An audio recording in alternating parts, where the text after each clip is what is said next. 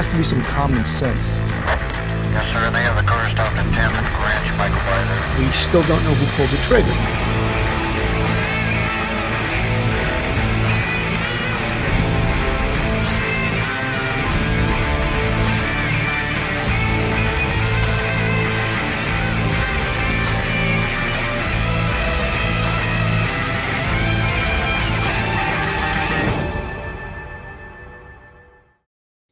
Hello, everyone, and welcome to Police Off the Cuff, Real Crime Stories. I'm your host, retired NYPD Sergeant Bill Cannon.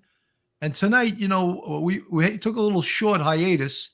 I was down south visiting a friend. I'm back. Phil was all over Brooklyn and Staten Island and New Jersey, and he never left. But joining me tonight is retired NYPD detective and straight out of Brooklyn, Phil Grimaldi. How you doing tonight, Phil? I'm doing pretty good, Billy. Glad to be back. Glad you're back, and let's get the show on the road. Absolutely. It's almost a year since Alna Hutchins lost her life on the movie set Rust, in what we described when we covered this, when it occurred, as what we thought was an accidental shooting. However, with an accidental shooting, there appeared to be a great deal of negligence involved in this shooting. Negligence equals criminally negligent homicide or manslaughter or both.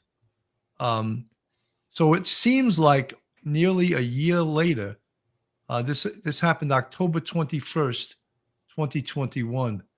It seems like nearly a year later, the district attorney, Mary Carmack Altwies, is putting her ducks in a row and preparing for what would seem like a prosecution. And the reason sort of the cat was let out of the bag was that she requested $635,000 to hire people for what would seem to be a prosecution. They don't, in this location in New Mexico, they don't have an experienced homicide prosecutor. So they may have to hire an outside hired gun, so to speak, an experienced prosecutor, because this is a very difficult case from a legal perspective. And in addition, they mentioned that there were going to be 4 defendants.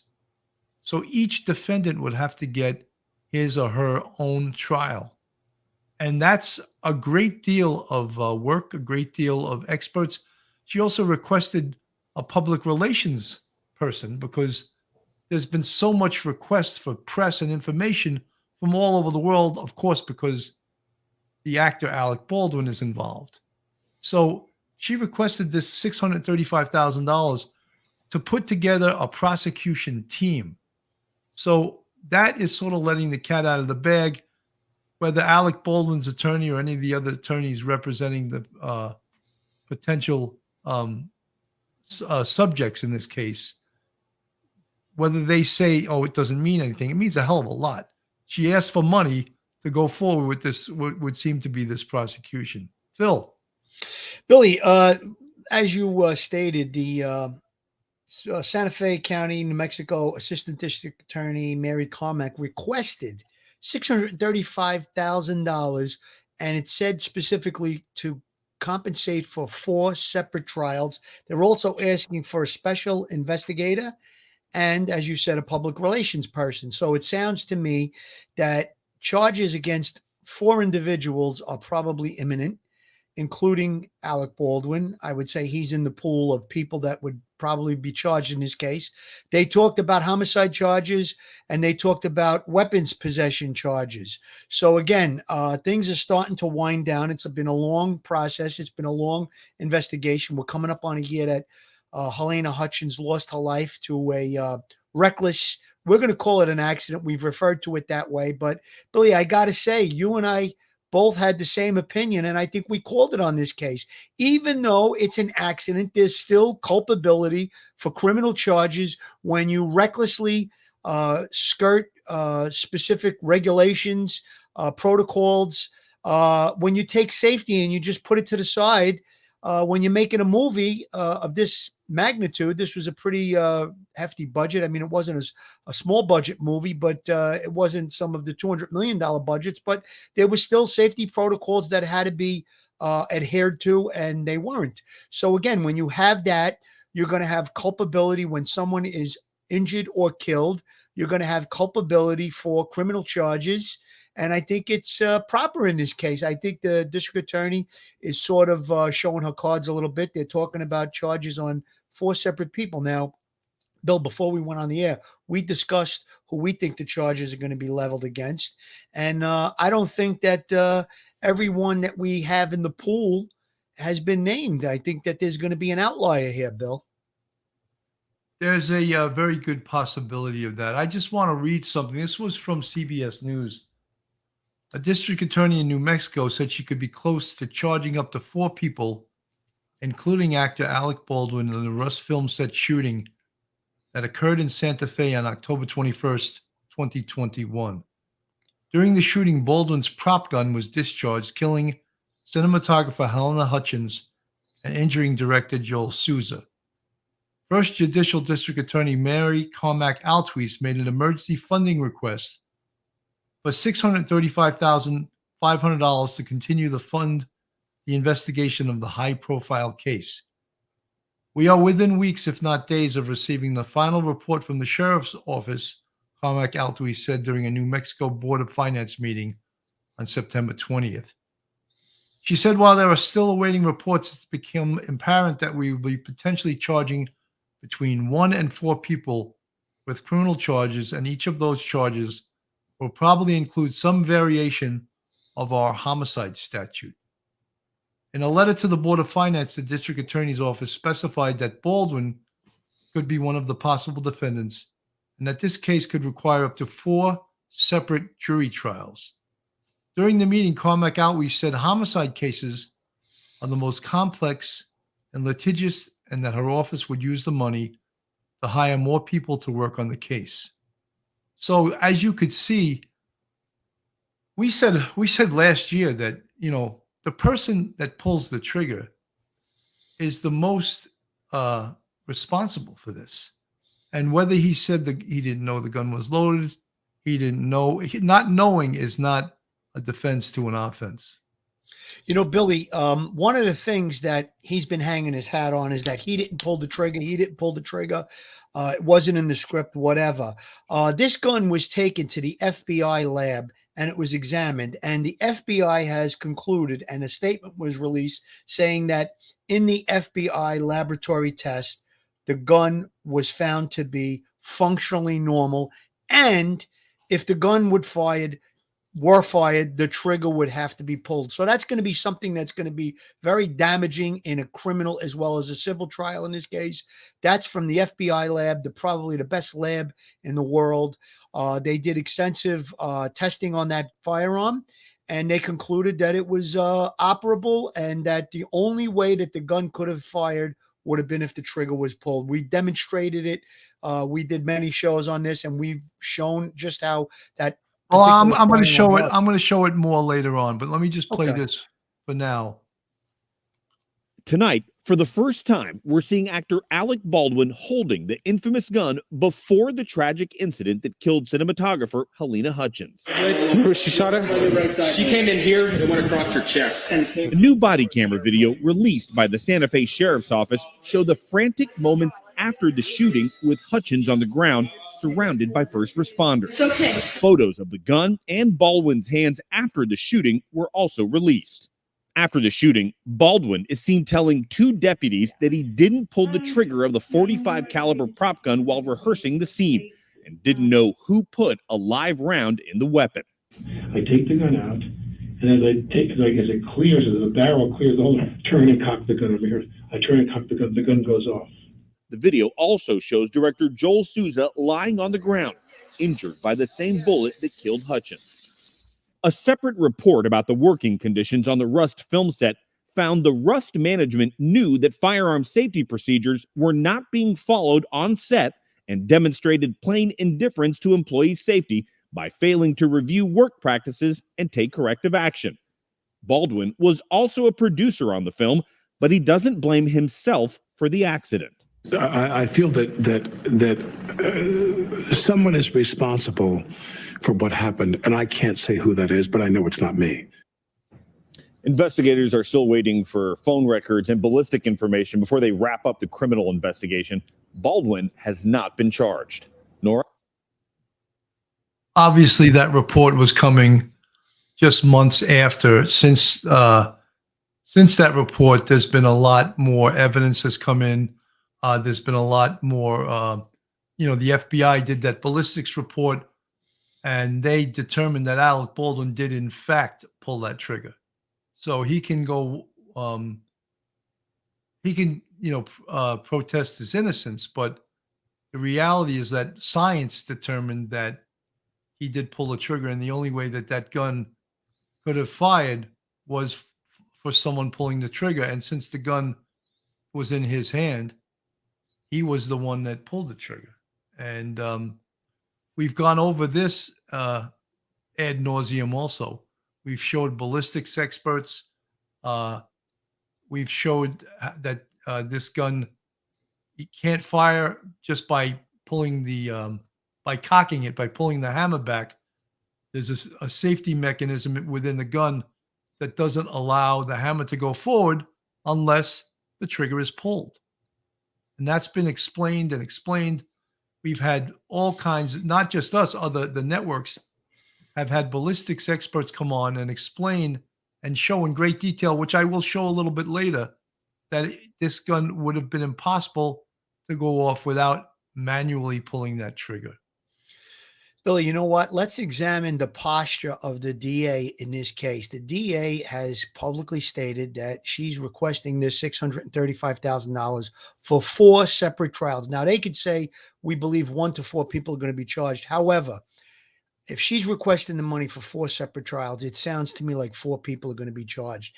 I think that one of the things that is probably not known or public is maybe the person that supplied the rounds to the set or actually put the round in the gun. We know that there was an extensive criminal investigation into this matter. So there's probably a lot of things that are not public that we don't know, that the public doesn't know. However, I think something else telling that was reported today in the news, Alec Baldwin has taken his I think it's a 10-acre compound in the Hamptons and put it on the market for sale at $29 million.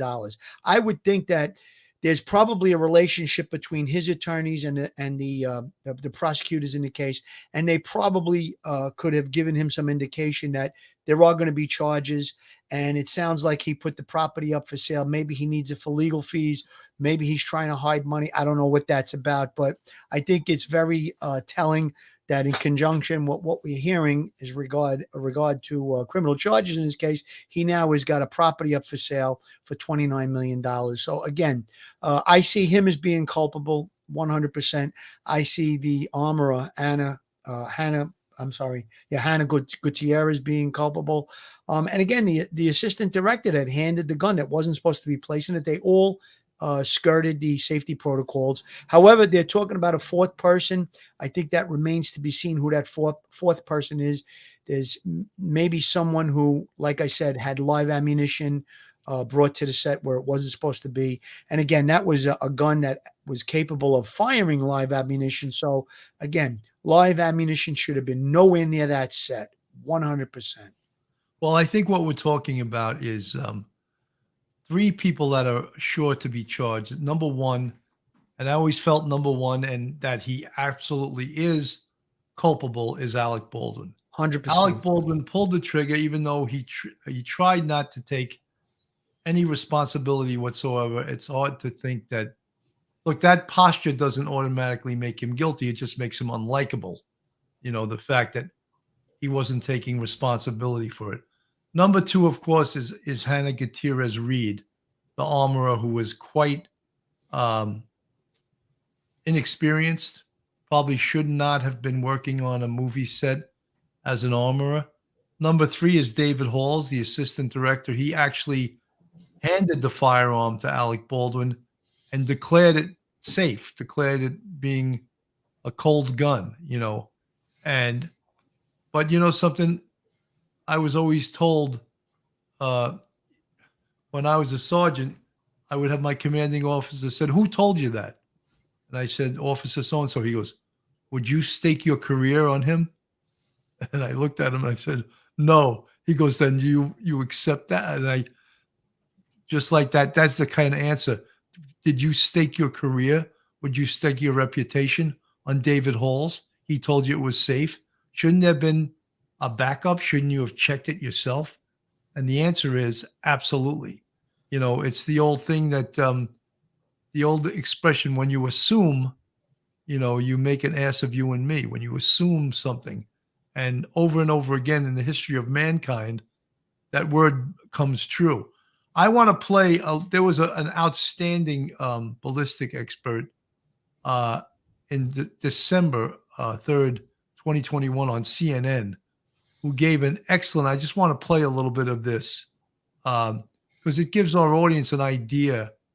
And this was out very, very early because a lot of people, Alec Baldwin specifically tried to say he never pulled the trigger.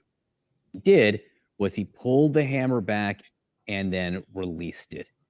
Explain to us exactly what happened. Okay, explain to me what he's claiming and how plausible that is. Okay, so not plausible. On a single action revolver, when you pull the hammer back, which is an intentional act, click, click, click, click. Now the hammer is set. When you pull the hammer back and let go, as you can see, I'm not holding this, you know, the hammer doesn't go anywhere. When you press the trigger, which is, I'm going to do it with this finger so you can see what a minute act that is. It takes very little to press the trigger there. So option one, you know, he pressed the trigger, but it was such a minor press that he wasn't aware that he had, you know, ordered that signal from his brain. Or option B, he's holding the gun with the trigger depressed. Now, on this gun, it doesn't matter which order you go in. You can either cock the gun and you can fire it with the trigger, or you can press the trigger and then cock the gun.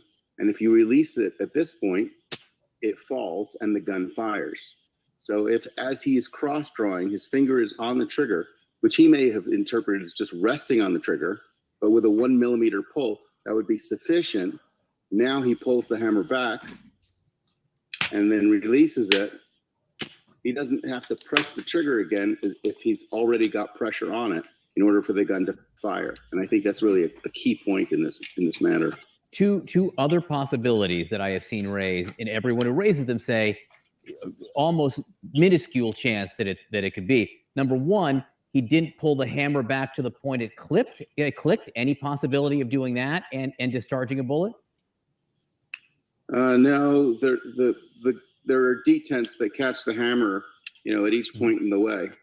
I could let go at any point, and the firing pin never will impact a casing.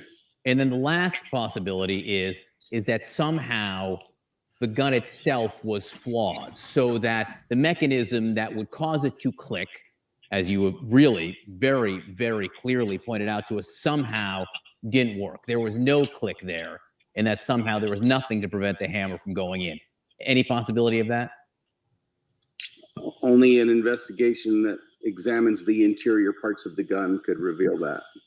But unlikely in your experience. Very unlikely. I've never seen it happen. Steve, I want to thank you for showing us that, because that explains exactly what Baldwin was trying to explain last night and how plausible it was. Now, to his separate contention that somehow the bullet ended up there, you point out, you say that doesn't clear him of all wrongdoing in this or any responsibility in this, but it does raise a very, very serious question, which was there was a live round in the gun, and somehow the live round got in the gun. Yes, and Mr. Baldwin describes how earlier in his career, he had worked with professional armorers, and he said, you know, they would hand you the gun, they would open the gun, they would show the gun to everyone, they would load the gun in front of everyone and show them what was being put into it. If there were dummy rounds, they would shake it so everyone could hear it. If they would hand the gun to the actor. If the actor manipulated the gun at all, the professional armorer would come over and say, stop, I need to check that. I need to see what you did. Please don't do that again, right? And he said he made sure that the actor was not the last line of defense in protecting the crew. Well, this was not done on this set. Miss Gutierrez was not there handing him the gun. She was not checking the gun. The gun was handed to him by an assistant director who has no credibility as a firearms expert. So he knew the difference between what a real armorer does and what was being done on that set. And he never objected to that. Right. He never said, Dave, why are you handing me the read? Why isn't he done for me? He just took the gun on the advice of someone who he knew had no expertise. And so why would he believe that the gun was clear? And why would Heleno believe that the gun was clear when Dave Halls, who has no expertise, says, cold gun? Well, he should have known that declaration could have only come from the armorer, and she wasn't there. Steve Wolf and some of you folks in the chat, no, I do not watch CNN. However, when we were doing this case, I did notice that this was one of the best presentations that was done by It really was great. theatrical firearm safety expert Steve Wolf. And because it was so good, I played it. No, I do not watch CNN. Don't try to tag me with that. Folks, some of the questions raised by this. Bill, let me make a comment on that. Hold on. Let me just bring this up. Go ahead. One of the things that I want to say is that none of us is saying that Alec Baldwin had any, if you know about culpable mental states of mind, to be charged with an offense, you have to have a culpable mental state of mind. And the 4 culpable mental states are recklessly, intentionally, criminally, negligently, and knowingly. Now, we don't think that Alec Baldwin did this knowingly or intentionally, but was he reckless? That's what the jury's going to have to decide. Was there criminal negligence? That's what the jury's going to have to decide. Alec Baldwin, if found guilty, he's not going to prison, but he's going to part in a civil trial with a lot of money. Maybe that's why he's selling his estate in the Hamptons. But the point is, the criminal trial will strengthen the civil trial. If he gets found guilty at the criminal trial, he better add a few zeros to the amount of money he's going to part with in the civil trial. So again, we don't think that there was any intent. There was he didn't knowingly do this and he didn't intentionally do this. However, we 100% believe that he pulled that trigger. 100%, Billy. And the point I wanted to make was during that demonstration, now the FBI has come out and said that that gun was operable, and the only way possible that it could have fired was if the trigger was pulled. Now, I think that demonstration was fantastic because either when he drew the gun, he had his finger depressed on the trigger, he cocked the hammer back, he let it go, and it fired, or he cocked it and it took such a little bit of pressure to depress that trigger where it would fire. And he may not have realized that he did that because he's not a professionally trained person that handles firearms. He's an actor. He may have taken a safety course. He didn't care about the safety protocols. So again, that's where his culpability is going to come in, that his reckless disregard for safety is going to be what's going to cause him to be possibly found guilty in a criminal trial. Now, Bill and I have said from the beginning, like you said, Bill, you brought up a great point. We don't think it was intentional, and we don't think that jail time is the correct thing. However, he could be found guilty, and it's accountability. I think that a person lost their life here, and accountability is what needs to be done. So that way we can prevent this from ever happening again. And the industry needs to take a look at itself and, maybe enforce these strict safety protocols when you're playing around with real firearms. And maybe there shouldn't be real firearms allowed to be used in theatrical productions because of the fact that you could have an accident like this. I know we had Steve Gardell on, Sergeant Steve Gardell from the movie TV unit, and he informed us that in New York, they're not allowed to use a live fire gun. So again, those are the things that are absolutely positively been proven, but based on the FBI investigation and investigation by the district attorney's office. Now it remains to be seen who's going to get charged and what the charges are going to be. And one other quick point, Bill, you and I both know from going to the NYPD range, from the day you go into the police academy, gun safety is of paramount importance. No matter what, even if you unload the gun and you check it and everything, they still always tell you point it in a safe direction, whether it be downrange or whether it be in the tube that they have in the precincts where you can unload a gun. So again, there's no such thing in real firearms as a cold gun in our mind. And that's how if you always have that state of mind, you're not going to have accidents. Every gun, you have to treat it as if it's loaded and it could go off at any time, and you point it in a safe direction, then you won't have any of those horrible accidents. Well, we're always ingrained into us, give a visual and physical inspection of the firearm to determine that is empty. And that was ingrained into us from the time we were in the academy till the very last time we went to the range. Give that visual and physical inspection of your firearm. If you're satisfied that it's empty, holster, right? Right. Holster the firearm. And again, I think one of the statistics that they told us when we went through the police academy, or even when we went to the range semi-annually, most accidents happen while the person that owns the firearm is cleaning the firearm, because when you're cleaning the firearm, you have to dry fire it. You have to check the battery of the weapon, and you have to, if it's an automatic, you check the slide and stuff. So again, a lot of times accidentally they'll load a clip or load rounds into the gun, and then they're so used from cleaning it to dry fire it or pull the trigger. And again, that's when a lot of those accidents occur. However, they do tell you when you do clean your gun, you make sure you take it to an area that's safe, no people around, and you always point it in a safe direction. If there is, God forbid, an accident, it wouldn't injure anybody. Annie asked, why wouldn't he go to prison? Annie, I think I explained that before, but I'll explain it again. To be guilty of an offense, there's culpable mental states of mind, and there's 4 of them. And it's reckless, intentionally, criminally, negligently, or knowingly. His is either to be charged with manslaughter or criminally negligent homicide. You either have to satisfy recklessness or criminal negligence. And that's viewed as it's not an intentional act. He didn't intentionally take Helena Hutchins' life. It was an accident. He really believed that the firearm was cold, and he pulled the trigger pointing at her. Is it criminal? Well, if he gets charged and arrested, then the district attorney views it, yes, it is criminal. It's criminal negligence or it's reckless. And therefore, we can either charge manslaughter or criminally negligent homicide. You ask, why doesn't he go to prison? Is it justice for him to go to prison for this? That's one of the questions that the jury is going to be asked, and that's a question that the judge will be asked. Is it, if he's found guilty, would it be justice to send him to prison? I don't know the answer. I'm not the one going to decide that.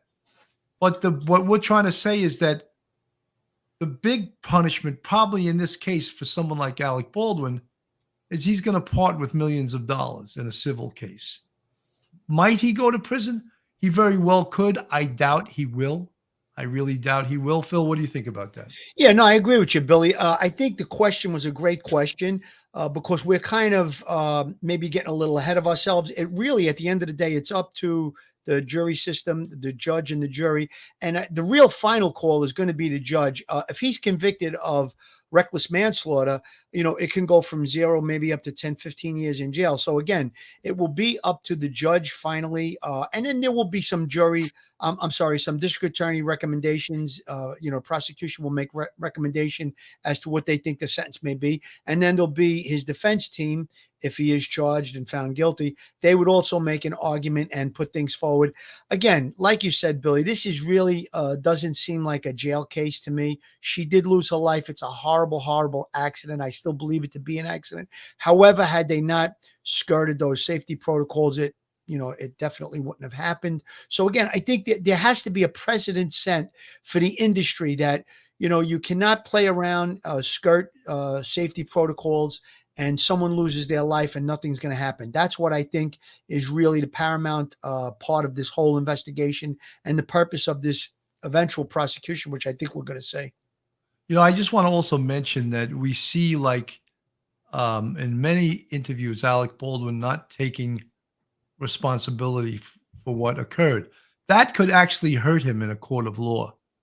If he gets convicted and the judge does not like his attitude, that potentially could get him sentenced to time in prison because he has an attitude of not accepting responsibility for his actions. And as I said, he probably won't testify, but just his whole attitude in the media and prior to the eventual, what we think is going to be an eventual trial, that could hurt him. Let me play a little bit of this, and then we'll.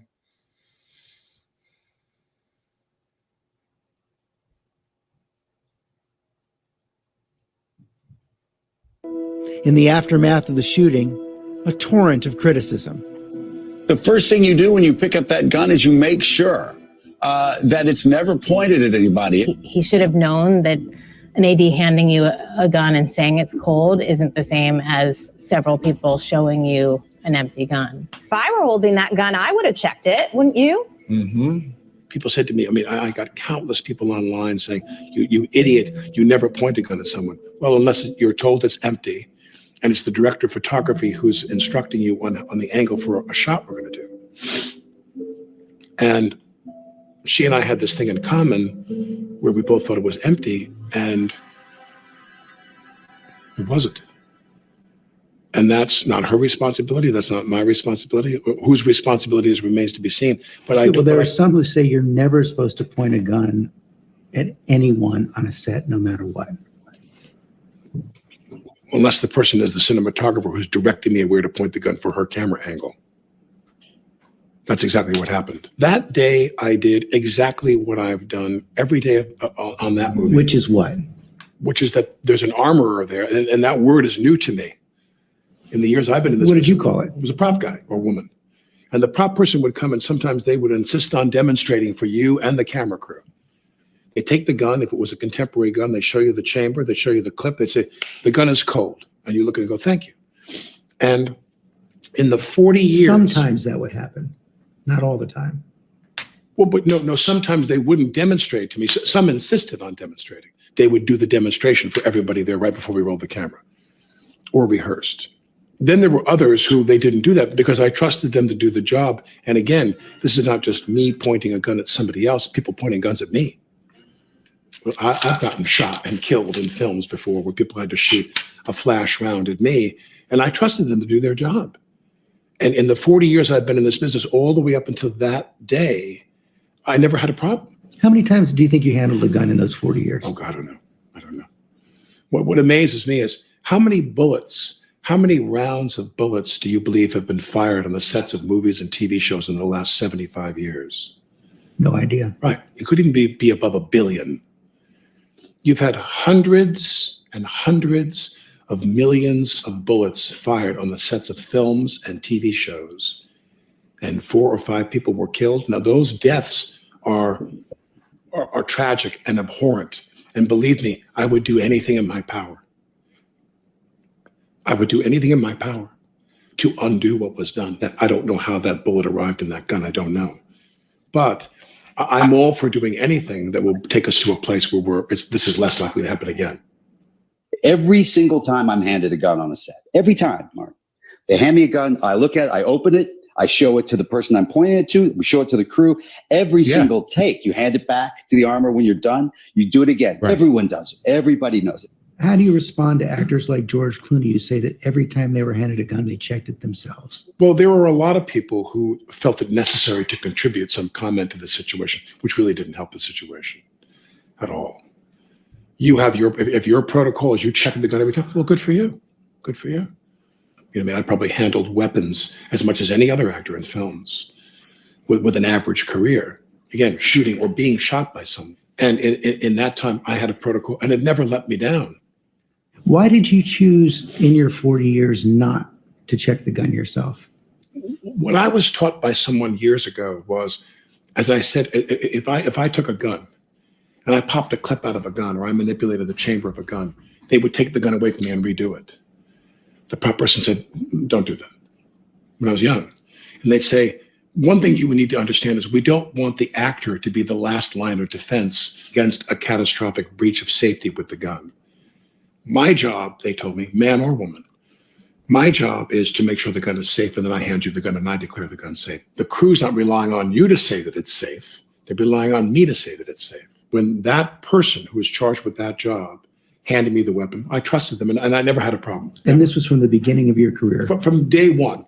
There's one person that's supposed to make sure that what is in the gun is right and that what's wrong is not in the gun.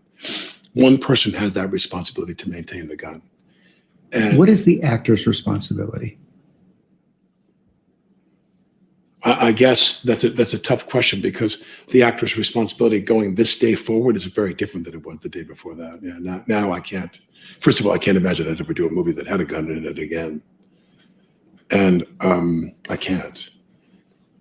When you say what is the actor's responsibility is to do what the prop armorer tells him to do. And we did not have a problem. I mean, I understand there was an accidental discharge at one point on the set of a blank round, but we did not have a problem for me until that day. Everything gets slowed down. Zapruder film-esque here.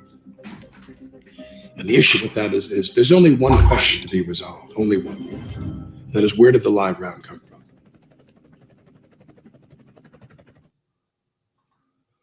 Folks, this is Police Off the Cuff, Real Crime Stories. If you're not subscribed to us, please go on our YouTube, hit that subscribe button, give us a thumbs up, and ring that bell.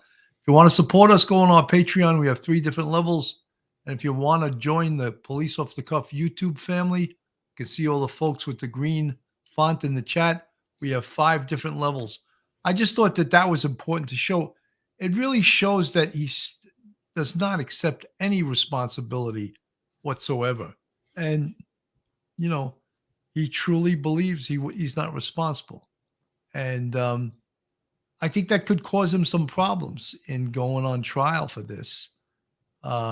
Maybe his attorneys should bring him back down to earth and let him understand that he may feel that he's not responsible, but the jury's going to view him as the person that pulled the trigger and took the life of Helena Hutchins, and suit him better, own up to what he did, and stop being in denial. If he really believes this, then he's seriously wrong.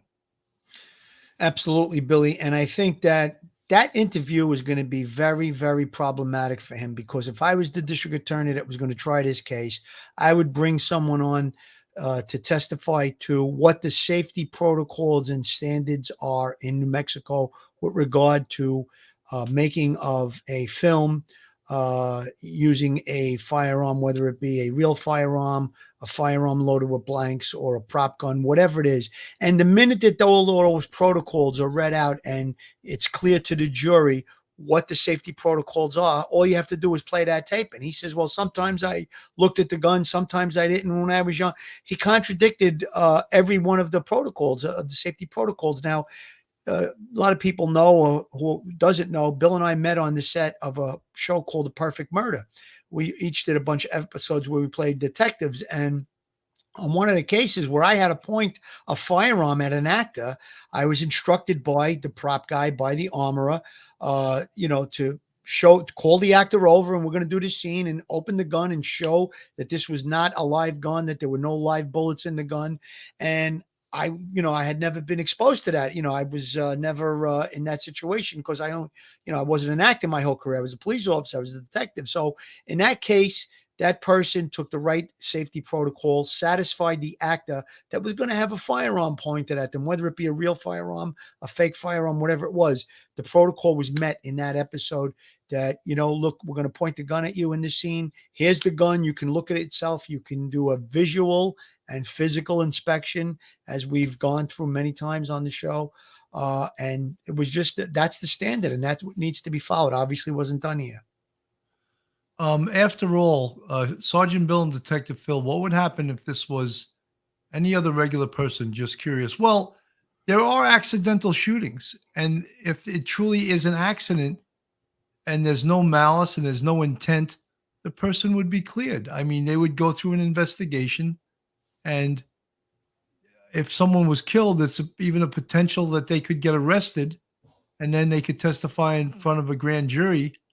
And if there's no true bill, if there's no indictment, they would not be prosecuted. But there's also a very good chance, if it truly is an accident, that the facts and circumstances are presented to the district attorney, and the district attorney can choose not to prosecute. So, Bill, I can recall a case where two young men were examining, or I don't want to say they were playing with it. They were examining a shotgun to go hunting. And unfortunately, the gun discharged and killed one of the two individuals, and that other person went to jail for manslaughter. I think the facts of the case showed that they were like playing around, or they weren't doing it in a safe manner, and that person went to jail for a period of time. It wasn't a long period of time; might have been a couple of years. But the bottom line is, and that's a great question that was just up. Whether it's a regular person or if it's a Hollywood star, there still has to be accountability in these cases, and it really comes down to the nitty gritty of the investigation, the facts of the investigation, and all of the things that will be determined by investigators whether or not you're going to have that criminal culpability in this case. Schmitty, thank you for the $5 super chat. Hollywood forgets and moves on. Blip in time for Baldwin and Hollywood. Yet a lifetime for Helena's family. His defensive attitude sucks. I agree. Agree more. I agree. Unfortunately, I'm not neutral when it comes to Alec Baldwin. I'm not a fan, so I shouldn't really comment on the guy because he's done a lot of things in New York City against the police in his career. He's been a police fighter his whole career. So I don't really like the man, and but that's not a reason that I can't be objective and say that I believe that this was an accident, and I don't believe that he should go to prison. But that's for the jury to decide. Phil, you want to take this? Sure. Joe Murray, attorney at law. Have you found yourself in a jam? Are you in need of legal counsel in the New York area? Do you need a victim's advocate? Well, Joe Murray is your man. He's not only an experienced trial attorney, he's also a retired 15-year member of the NYPD. He literally knows both sides of the fence. His website is jmurray-law.com. His telephone number is 646-838-1702, or you can email Joe at jmurray-law.com. Joe Murray, great friend of police off the cuff and a great attorney. Folks, the other two people, well, actually there's three, according to the story by CBS News. Hannah Gutierrez Reed, who is the armorer who, comes across as being not very competent at her job. Right there, I think you would have some recklessness there, or even potentially criminally negligent. So could she get convicted of manslaughter in regards to her actions? Absolutely. And you heard that, or we read that the district attorney said there potentially could be 4 separate trials. Next, David Halls, the assistant producer, handed the gun to Alec Baldwin, even though that was totally not his job. Right there. Is that negligence? Is that reckless? Did he check the gun? What was his testimony in his interview? He potentially also could get charged with manslaughter or criminally negligent homicide. Number 4, and I'm predicting this, and it's not a person, it may be a corporation. And number 4 prosecution may be the corporation that represents Rust, the movie. And whoever is in charge of that, Alec Baldwin was also a producer, right? The set was loose and fast and dangerous, and they skirted protocol. They didn't follow safety rules. Could that person in charge of that entity also be prosecuted for manslaughter or criminally negligent homicide? We'll have to wait and see. And as we said, the big thing with this is the civil case. A big payout will be from Rust, the movie company. I'm sure they have insurance. They're going to get sued, of course, for millions and millions of dollars. And Alec Baldwin personally for millions and millions of dollars.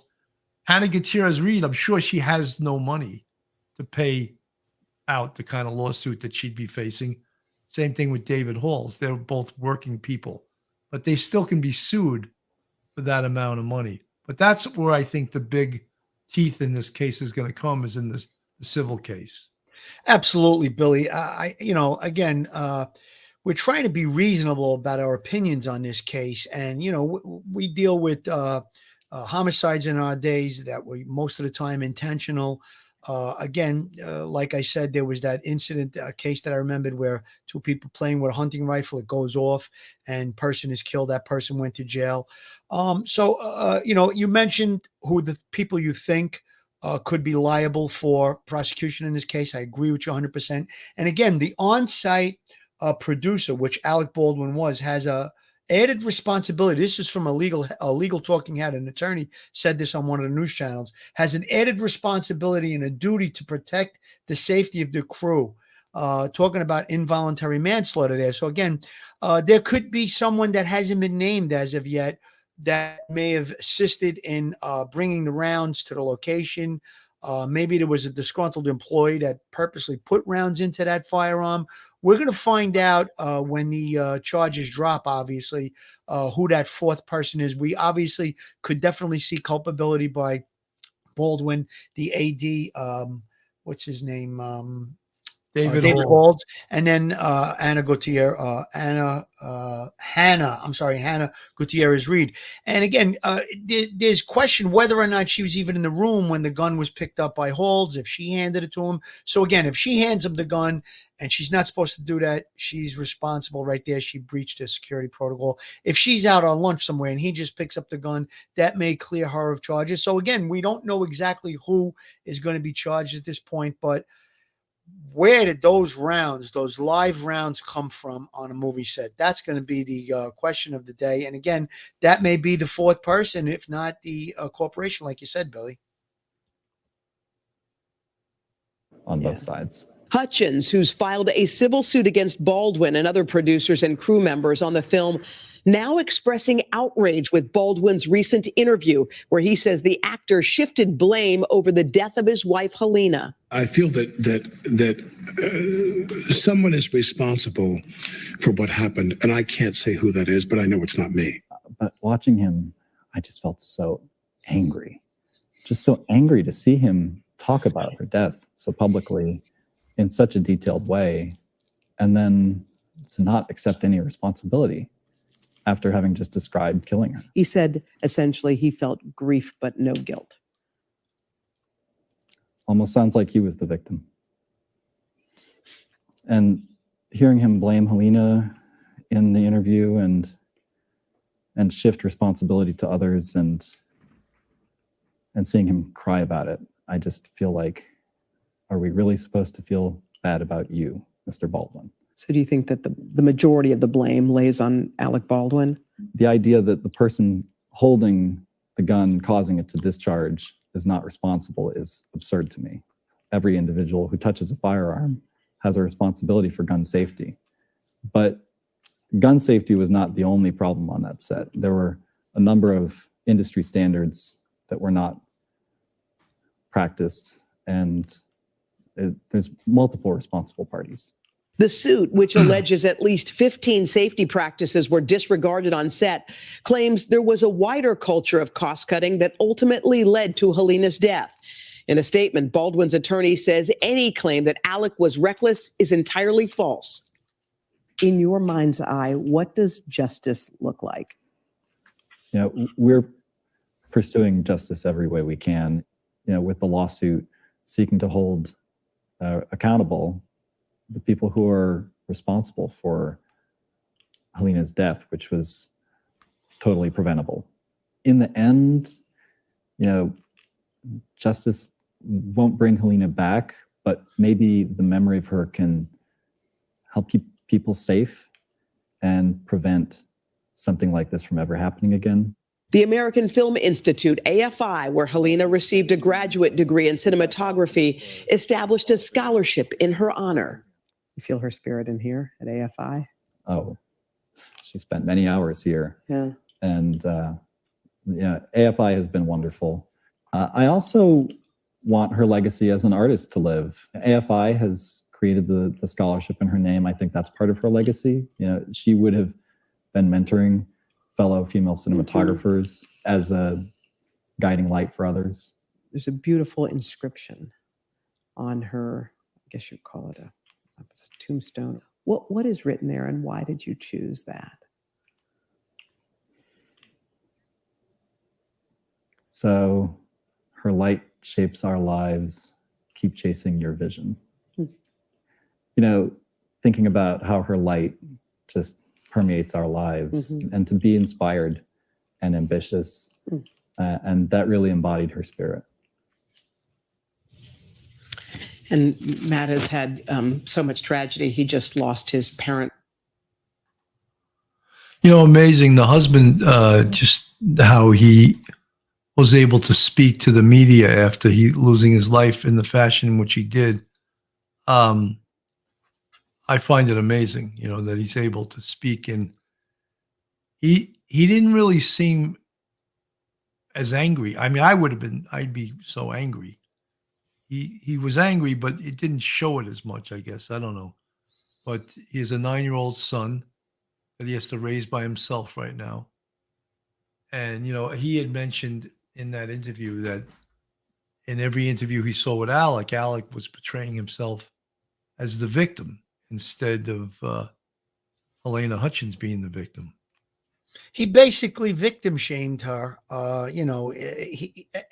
Earlier today, when I was listening to a news story about the fact that the district attorney is now coming out and talking about charges, the news commentator said Alec Baldwin has blamed everyone else except himself for this horrible tragedy and accident. Now, it's obviously a horrible accident and a tragedy, but his demeanor and the way he's coming across. I mean, I don't know how his attorneys let him even do that interview. I mean, it was like a theatrical, it was obviously choreographed, but very damaging for him criminally as well as civilly, and not a smart move. But I guess him being narcissistic in nature, he thought that it was going to be something that was going to make him look good in the public eye, I guess. I don't know, but not a good move, not a good look.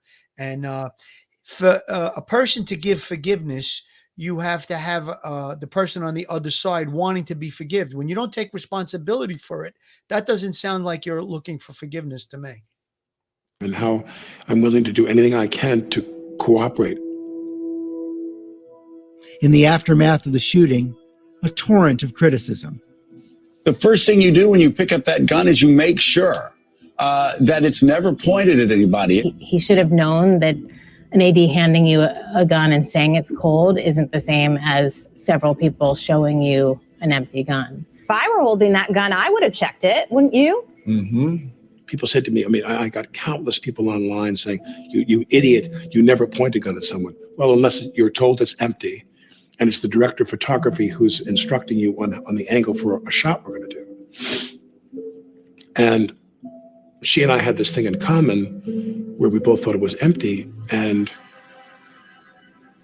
it wasn't.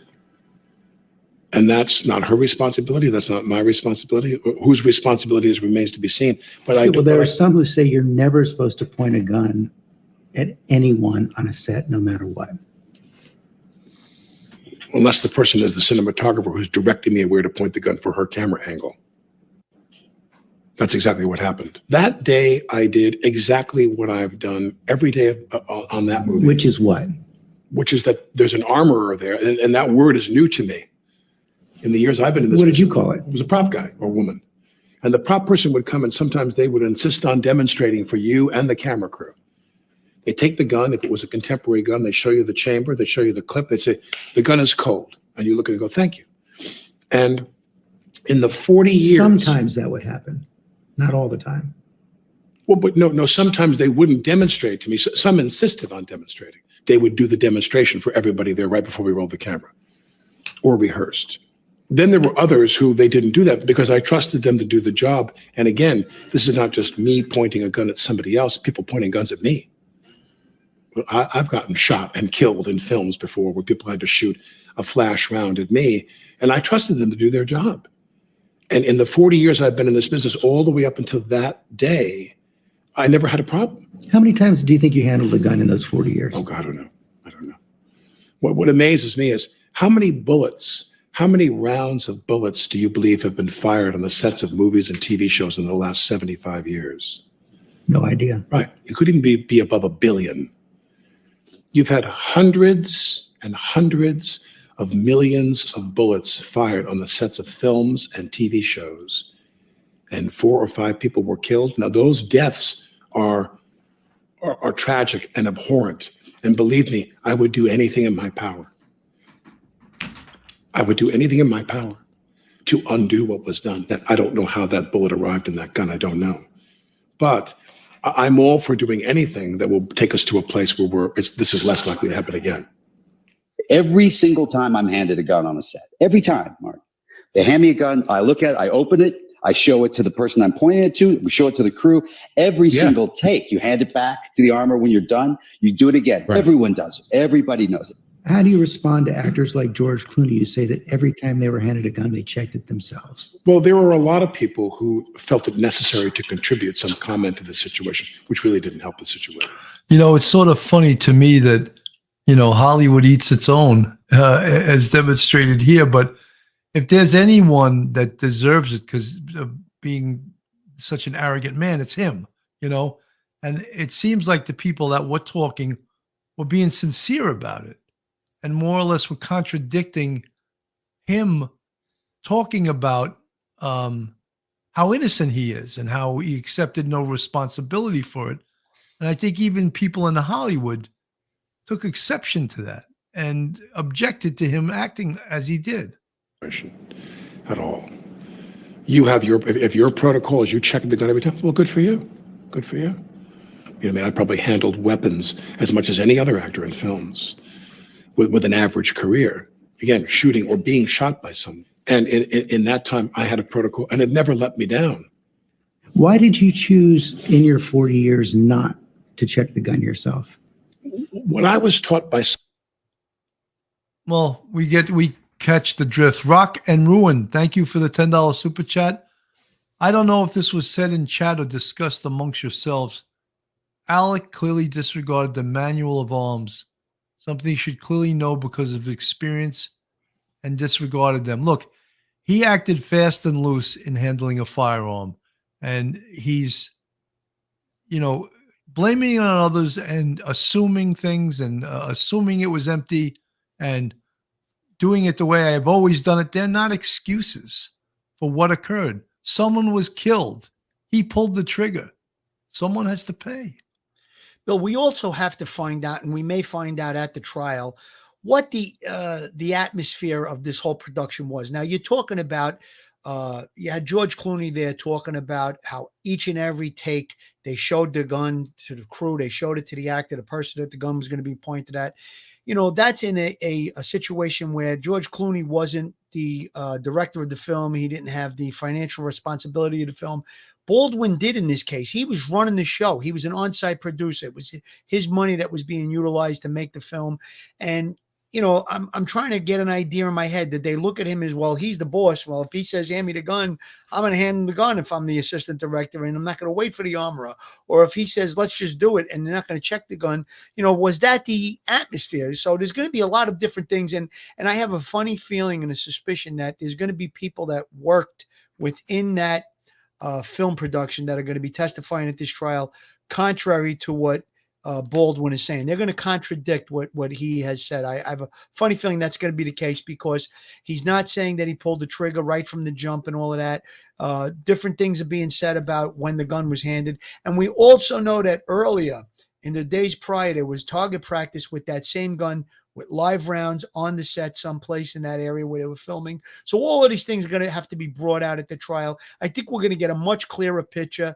And I think that, you know, the chips are going to fall where they're going to fall. And I don't think it's out of the question he could do jail time. I really don't. Okie dokie 7. But why was there a bullet in there? In what world are live bullets on a set to begin with? Curious. Okie dokie 7. 100%. You're 100% correct. Why were there live rounds? There should never have been live rounds on that set. 100%. Iris Hewlett, very good point. Did they do drug testing? How about doing drug testing of Alec Baldwin? He fired the shot.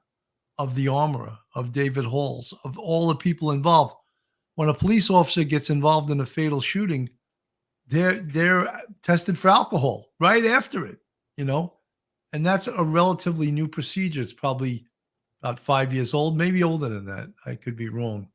5 or 10 years old, but yeah, why not? Why not? I don't know if the New Mexico State Police did that.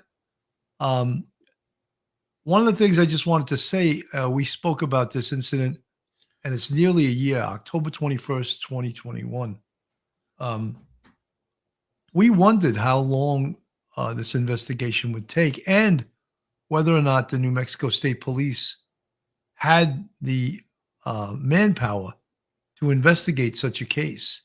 And we're going to be finding that out. I believe for some reason, and I don't know why, but I think the FBI was involved in this. I don't know what makes this at all their jurisdiction, but they were involved in this. Just think of all the top-notch investigation you need. Ballistics, especially ballistics. I mean, that's almost the whole case regarding Alec Baldwin. Did he or did he not pull the trigger? Did someone who put the live round in the gun? All of this is ballistics and an exhaustive investigation to find out the truth in this. Billy, I think the FBI may be involved in it because the New Mexico District Attorney's Office or the state police, maybe they didn't have the ability to do a real examination on the firearm that was needed. And perhaps because it was such a high profile case, they offered their assistance. We don't know. And again, I'm certain that a lot of investigative hours and a lot of manpower went into this investigation. And I think we're going to get a pretty good idea and a picture of what happened on that day, as well as the days preceding.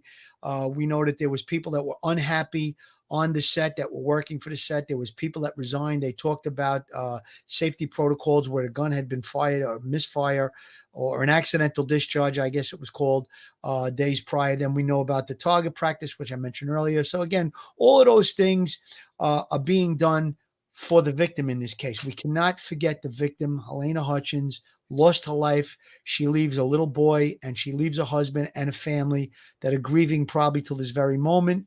And that's who we have to not forget in this case. And I think that's what the investigation is for. And again, it's going to set a standard. They're going to want to set a precedent for, these type of situations in Hollywood. And, Baldwin talking about, well, there was 1 billion rounds fired in films over the last 75 years. He might be right about that. But one is too many when a person loses their life or it is an accident. One is too many. And he's trying to make the comparison of the odds. Oh, it's like almost saying, well, it's not so bad. Billions of rounds fired on sets. Only 4 people have died. That's really a punk way to come across, in my opinion. And if I were the victim's relative, I'd be enraged at that statement amongst many others and not taking responsibility.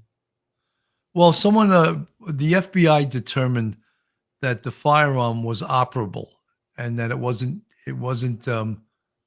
didn't malfunction, that it was capable of firing a round, and that in fact the only way for that gun to have gone off was for someone to pull the trigger.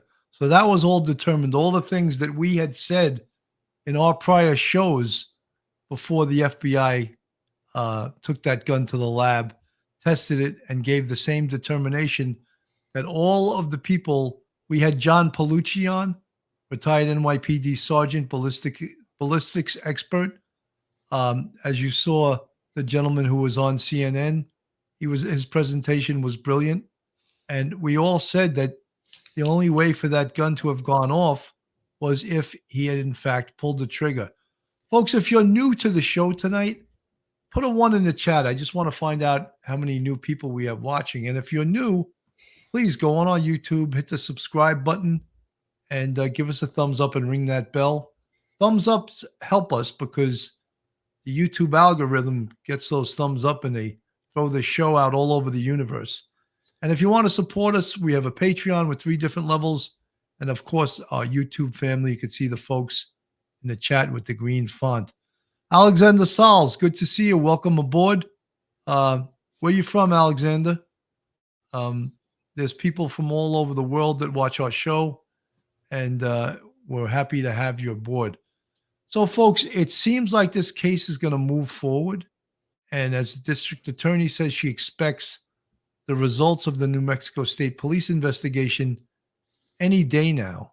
And that would probably signal her to impanel a grand jury, and they would make the arrests, and they would go forward with the prosecution. Again, the district attorney, Mary Carmack Altwies, said there could be as many as 4 arrests in this case. And I don't think she would say that. Why would you say that unless that was, that of course was going to happen? I don't think you would say that, you know.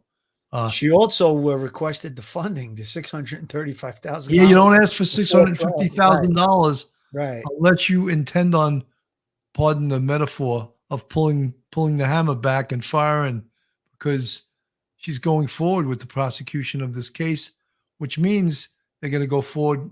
But there's going to be 4 arrests. 4 people potentially are getting arrested. And in my mind, and not to keep beating a dead horse, Alec Baldwin's numero uno. To me, he's the first person that's going to get arrested. And I think that's just happens to be a fact. And, we said early on in this case, too, that this potentially could become criminal. We felt that it's more of an accident than a criminal matter. However, there is those 2 states of mind, criminally negligence and reckless, that a district attorney could prosecute the case. And apparently that's what's going to happen. Bill? Well, Bill, I just wanted to say about our channel, we come across with our professional opinions on things.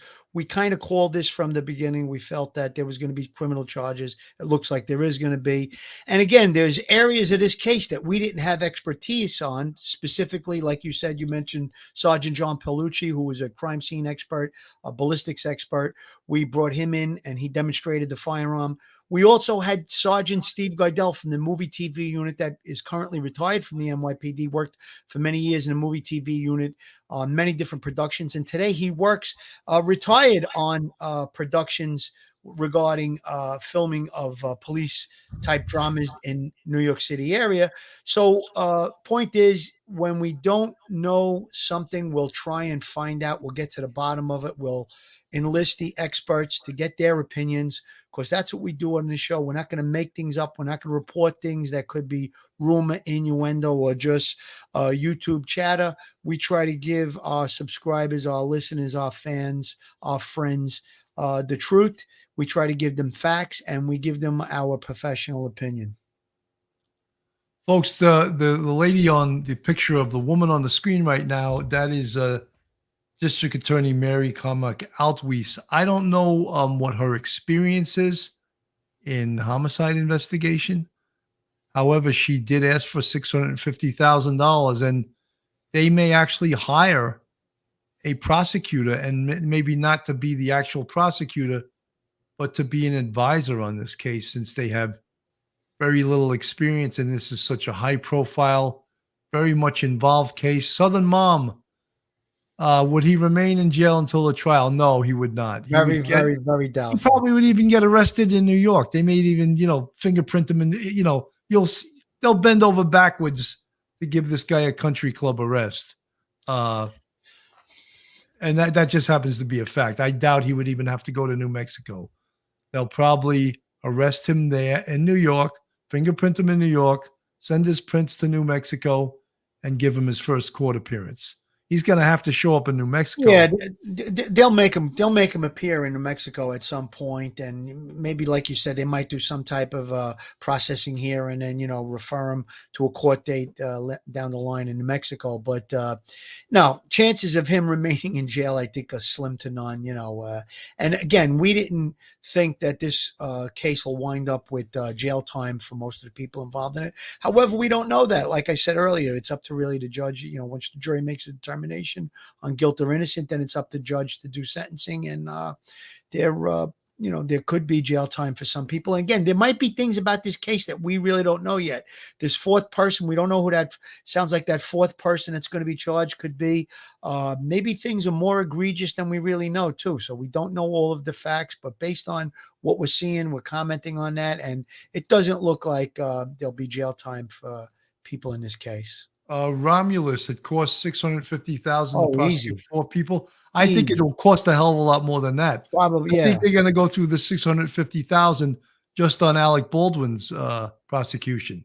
Easy. And they're going to need People a don't hell because realize it's what it a, costs to do a trial. It's very, very expensive. yeah, and it's a high-profile case. Yeah. And it's going to, believe it or not, they bask in the limelight and they make it last longer than it actually should. But yeah, no, it's going to cost way more than $650,000. This sounds like 650 in addition to the budget that she probably already has, based on the fact that this is a very high profile case, 4 trials she's anticipating. I think she's asking for those extra funds for that purpose. Obviously, there's some type of a budget constraint involved in this, what she's foreseeing in the future with these 4 trials. So that's probably what it is. But Bill, great point. That's probably 650 is going to be maybe even more than that just on one trial if they go after Alec Baldwin. Yeah, no doubt. And, it's not a trial like just because he is Alec Baldwin. Tom Cusinelli, how are you, buddy? Haven't seen you in a long time. Tom Cusinelli, good man. He's back. He's back. He's here, right? Folks, we want to thank everyone for stopping by tonight. We actually just saw some of the new information on this case, and we had covered it on nearly a year ago. And we said, it may be time to revisit this case and see what's going on in this case. And we're going to follow it through. We should be hearing any day now whether or not there's going to be arrests and indictments and all of that stuff. And we'll bring it to you. Phil, final words. Final words. I said this before. I'm going to say it again. Condolences and prayers for Helena Hutchins and her family. I think the wheels of justice were a little bit slow in this case, and maybe the case was very methodical, the investigation part of it. So, but it does look like things are heating up in this thing. Again, we're not looking for jail time for anybody. We're looking for just, accountability and justice, and set the standard across the United States that any movie set should have strict safety protocols when they're going to use firearms. Very good. Very well said. Rock and Ruin, thank you for the $20 super chat. Alex said he was, quote, trained by an armorer. Also acknowledged he disregarded his responsibility under the law. I believe this falls under the reckless, I'm not sure which, but reckless deleting, thank you, YouTube, involuntary homicide. Yes, it could fall under, which is manslaughter, which one of the subdivisions of manslaughter, at least in New York State, is reckless. Yeah. All right. I'd have to look at the New Mexico state law, but I know in New York State, one of the subdivisions to be manslaughter is reckless. And if you're convicted of manslaughter first degree, the sentence in New York State is 5 to 15 years. But New Mexico is different law. This could also be a manslaughter second degree, which is a lower level threshold, and it doesn't necessarily call for prison time. I think a third degree manslaughter is like no jail time to like 3 years or something. It could be probation. There's a lot of different things that could happen in this case. Again, the facts that they're going to uncover during the investigation will steer how the charges are going to be brought about. I would hope that they don't overcharge, trying to be overzealous with a case like this because it's high profile. I would think that, you got to stay within the standards of what the criminal justice penal law in New Mexico, says. So again, accountability, that's what I'm calling for. And, I don't think that we said it before that really jail time is going to be necessary in this case, but we'll see. Folks, thank you so much for listening, watching, tuning in tonight. All you guys that gave us the super chats, thank you so much. Very much appreciated. God bless, and I'll see you very soon. Stay safe, everyone. One episode just ain't enough.